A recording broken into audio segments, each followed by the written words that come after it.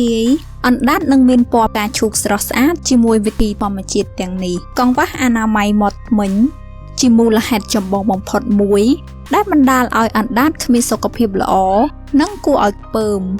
អ្វីដែលគួរឲ្យរំខានថែមទៀតនោះគឺច្រាំងអណ្ដាតពណ៌សឬលឿង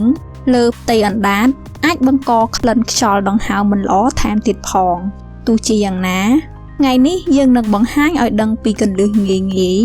ជួយឲ្យអណ្ដាតមានសុខភាពល្អហើយមានពណ៌ផ្កាឈូកស្អាត 1. ម្សៅ baking soda អ្វីដែលអ្នកត្រូវធ្វើគឺគ្រាន់តែលាយម្សៅ baking soda ខ្លះលើច្រាសដុសធ្មេញដែលសើមនិងប្រើប្រាស់វាដុសសម្អាតអណ្ដាតអ្នកក៏អាចលាយជាមួយទឹកក្រូចឆ្មាស្រស់ប៉ុន្មានដំណក់ជាមួយម្សៅ baking soda ផងដែរដើម្បីបង្កើនប្រសិទ្ធភាពនៃការសម្អាតចុងក្រោយខ្ពុះមាត់ចេញជាមួយទឹកធម្មតាជាការស្រេច 2. អំបិលសមុទ្រ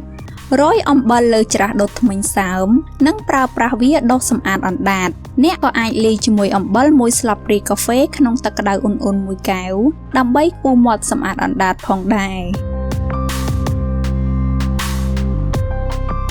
3. ប្រេងដូងជ្រលក់ច្រាសដុសធ្មេញក្នុងប្រេងដូងរួចប្រើវាដុសសម្អាតអណ្ដាតជាការស្រេចពោលសម្អាតមាត់ចេញជាមួយទឹកធម្មតាអ្នកក៏អាចលាបប្រេងដូងលើអណ្ដាតដែលបានសម្អាតរួចហើយទុកចោលបែបនេះដើម្បីកាត់បន្ថយការរលាកនិងភាពស្ងួតនៃមាត់ 4.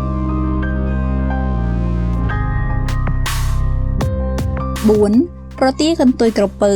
អ្វីដែលអ្នកត្រូវធ្វើគឺពុះមាត់ជាមួយទឹកប្រទាលកន្ទុយក្រពើស្រស់ឲ្យបានរយៈពេល 2 ទៅ 3 នាទីសិនសឹមខ្ជាក់ចេញ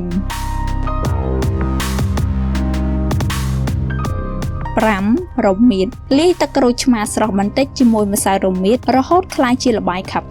ប្រើប្រាស់ល្បាយនេះដើម្បីសម្អាតលើអណ្ដាតអ្នកក៏អាចលាយម្សៅរមៀតកន្លះស្លាបព្រាកាហ្វេក្នុងទឹក1កែវរួចកូរឲ្យសព្វហើយប្រើប្រាស់ជាមួយទឹកខ្ពុះមាត់